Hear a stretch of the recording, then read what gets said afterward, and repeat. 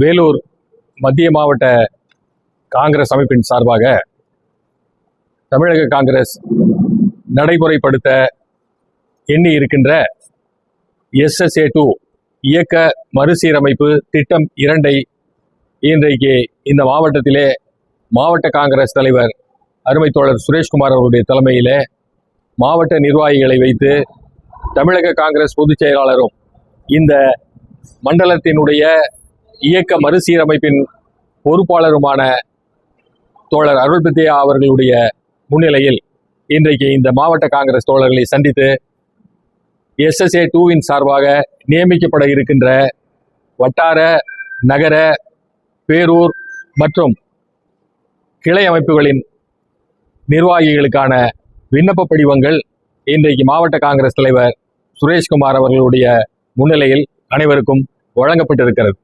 இந்த அமைப்பின் சார்பாக புதிய நிர்வாகிகள் நியமிக்கப்பட்டதற்கு பின்னாலே மண்டல வாரியாக இந்த மாவட்டத்திலே இருக்கிற அமைப்புகளை வாக்குச்சாவடி ரீதியாக மண்டலங்களாக பிரித்து அந்த மண்டல காங்கிரஸ் தலைவர்களும் நியமிக்கப்பட இருக்கின்றார்கள். மண்டல காங்கிரஸ் தலைவர்களுக்கு நிறைய பொறுப்புகளும் நிறைய வேலை திட்டங்களும் அகில இந்திய காங்கிரஸ் சார்பாக வழங்கப்பட இருக்கிறது. அந்த நோக்கத்திற்காகவே இந்த SSA அமைப்பு உருவாக்கப்பட்டிருக்கிறது. அதனுடைய பணிகள் இன்றைக்கு இந்த மாவட்டத்திலே மாவட்ட காங்கிரஸ் தலைவர் தோழர் சுரேஷ்குமார் அவருடைய முன்னிலையில் சிறப்பாக நடைபெற்றிருக்கிறது. இந்த பணிகள் தொடர்ந்து நடைபெறும். ஒரு 15-20 நாட்களுக்குள் இந்த மாவட்டத்தில் இருக்கிற 3 சட்டமன்ற தொகுதிகளிலும் பல்வேறு நிலைகளிலே சுற்றுப்பயணம் மேற்கொண்டு அந்த நிர்வாகிகளுடைய நியமனத்தை நியமிக்க இருக்கிறோம் என்பதை தங்கள் மூலமாக தெரிவித்துக் கொள்கிறோம். தமிழக காங்கிரசிலே அமைப்பு ரீதியாக உறுப்பினர் சேர்த்து தேர்தல் நடத்துகிற நடைமுறை என்பது நீண்ட இடைவெளி உண்டாகிவிட்ட ஒரு நடைமுறையாக மாறிவிட்டது.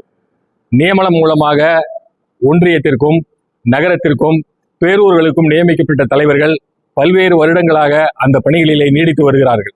5 ஆண்டுகளுக்கு மேல் ஒரு வட்டார தலைவரோ ஒரு நகர தலைவரோ பேரூர் தலைவரோ பதவி வகித்திருந்தால் அவர்களை அந்த பதவியிலே இருந்து மாற்றிவிட்டு அவர்களுக்கு வேறு பொறுப்புகள் கட்சியிலே வழங்கி அந்த இடங்களுக்கு புதிதாக வட்டார நகர தலைவர்கள் நியமிக்கப்பட இருக்கிறார்கள்.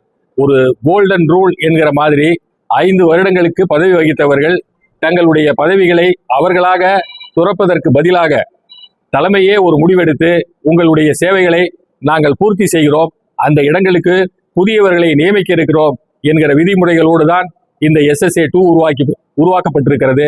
இதிலே அவர்கள் வகித்த பதவி காலமும் அவர்களுடைய வயதுகளும் கணக்கெடுத்து கொண்டு அதற்கு ஏற்ப புதிய நிர்வாகிகள் நியமிக்கப்படுவார்கள். அதுவே SSAவின் அடிப்படை நோக்கம்.